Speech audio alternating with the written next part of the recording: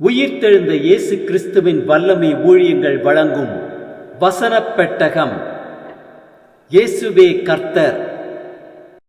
இயேசுவையே தேவன் ஆண்டவரும் கிறிஸ்துவுமாக்கினார்.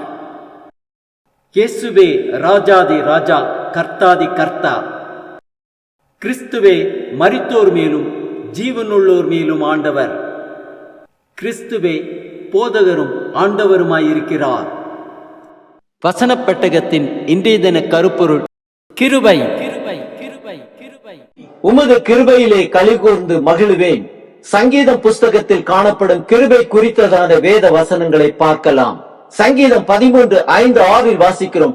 நான் உம்முடைய கிருபையின் மேல் நம்பிக்கையாயிருக்கிறேன், உம்முடைய இரட்சிப்பினால் என் இருதயம் களிகூரும். கர்த்தர் எனக்கு நன்மை செய்தபடியால் அவரை பாடுவேன். சங்கீதம் 23:6 வாசிக்கிறோம். என் ஜீவனுள்ள நாளெல்லாம் நன்மையும் கிருபையும் என்னை தொடரும். நான் கர்த்தருடைய வீட்டிலே நீடித்த நாட்களாய் நிலைத்திருப்பேன். சங்கீதம் 25:6-7 வாசிக்கிறோம். கர்த்தாவே, உம்முடைய இரக்கங்களையும் உம்முடைய காருண்யங்களையும் நினைத்தருளும். அவைகள் அநாதி காலம் முதல் இருக்கிறதே. என் இளவயதின் பாவங்களையும் என் மீறுதல்களையும் நினையாதிரும். கர்த்தாவே, உம்முடைய தயவை நிமித்தம் என்னை உமது கிருபையின்படியே நினைத்தருளும்.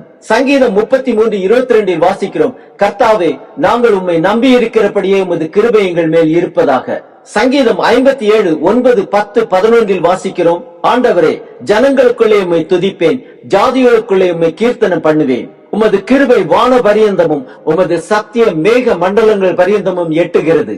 தேவனே, வானங்களுக்கு மேலாக உயர்ந்தருளும். உமது மகிமை பூமி அனைத்தின் மேலும் உயர்ந்திருப்பதாக. சங்கீதம் 86:5 வாசிக்கிறோம். ஆண்டவரே, நீ நல்லவரும் மன்னிக்கிறவரும், உம்மை நோக்கி கூப்பிடுகிற யாவர் மேலும் கிருபை மிகுந்தவருமாயிருக்கிறீர். சங்கீதம் 94:17-18 வாசிக்கிறோம். கர்த்தர் எனக்கு துணையாயிராவிட்டால் என் ஆத்துமா சீக்கிரமாய் மௌனத்தில் வாசம் பண்ணி இருக்கும்.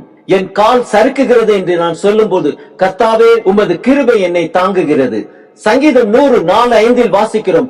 அவர் வாசல்களில் துதியோடும் அவர் பிரகாரங்களில் புகழ்ச்சியோடும் பிரவேசித்து அவரை துதித்து அவருடைய நாமத்தை ஸ்தோத்திரியுங்கள். கர்த்தர் நல்லவர், அவருடைய கிருபை என்றென்றைக்கும், அவருடைய உண்மை தலைமுறை தலைமுறைக்கும் உள்ளது. சங்கீதம் 103:8-12 வரையுள்ள வசனங்களில் வாசிக்கிறோம். கர்த்தர் உருக்கமும் இரக்கமும் நீடிய சாந்தமும் மிகுந்த கிருபையும் உள்ளவர். அவர் எப்பொழுதும் கடிந்து கொள்ளார், என்றைக்கும் கோபம் கொண்டிரார். அவர் நம்முடைய பாவங்களுக்கு தக்கதாக நமக்கு செய்யாமலும் நம்முடைய அக்கிரமங்களுக்கு தக்கதாக நமக்கு சரி கட்டாமலும் இருக்கிறார். பூமிக்கு வானம் எவ்வளவு உயரமாய் இருக்கிறதோ அவருக்கு பயப்படுகிறவர்கள் மேல் அவருடைய கிருபை அவ்வளவு பெரிதாயிருக்கிறது. மேற்குக்கும் கிழக்குக்கும் எவ்வளவு தூரமோ அவ்வளவு தூரமாய் அவர் நம்முடைய பாவங்களை நம்மை விட்டு விலக்கினார். சங்கீதம் 109:26-27 வாசிக்கிறோம். என் தேவனாகிய கர்த்தாவே, எனக்கு சகாயம் பண்ணும், உமது கிருபையின்படி என்னை இரட்சியும். இது உமது கரம் என்றும், கர்த்தாவே, தேவரீர் இதை செய்தீர் என்றும் அவர்கள் அறிவார்களாக. சங்கீதம் 130:7 வாசிக்கிறோம். இஸ்ரவேல் கர்த்தரை நம்பி இருப்பதாக. கர்த்தரிடத்தில் கிருபையும் அவரிடத்தில் திரளான மீட்பும் உண்டு. சங்கீதம் 136:1 வாசிக்கிறோம். கர்த்தரை துதியுங்கள், அவர் நல்லவர், அவர் கிருபை என்றும் உள்ளது. சங்கீதம் 145:8-9-10 வாசிக்கிறோம். கர்த்தர் இரக்கமும் மன உருக்கமும் நீடிய சாந்தமும் மிகுந்த கிருபையும் உள்ளவர். கர்த்தர் எல்லார் மேலும் தயவு உள்ளவர். அவர் இரக்கங்கள் அவருடைய எல்லா கிரியைகளின் மேலும் உள்ளது. கர்த்தாவே, உம்முடைய கிரியைகள் எல்லாம் உம்மை துதிக்கும். உம்முடைய பரிசுத்தவான்கள் உம்மை ஸ்தோத்திரிப்பார்கள். சங்கீதம் 147:10-11 வாசிக்கிறோம். அவர் குதிரையின் பலத்தில் விருப்பமாயிறார், வீரனுடைய கால்களில் பிரியப்படார். தமக்கு பயந்து தமது கிருபைக்கு காத்திருக்கிறவர்கள் மேல் கர்த்தர் பிரியமாயிருக்கிறார். ஆம், நம் கால்கள் சறுக்குகிறது என்று நாம் சொல்லும் பொழுது கர்த்தருடைய கிருபைதான் நம்மை தாங்குகிறது. ஆதலால் நம் ஜீவனுள்ள நாளெல்லாம் அவரை பாடி கீர்த்தனம் பண்ணுவோம்.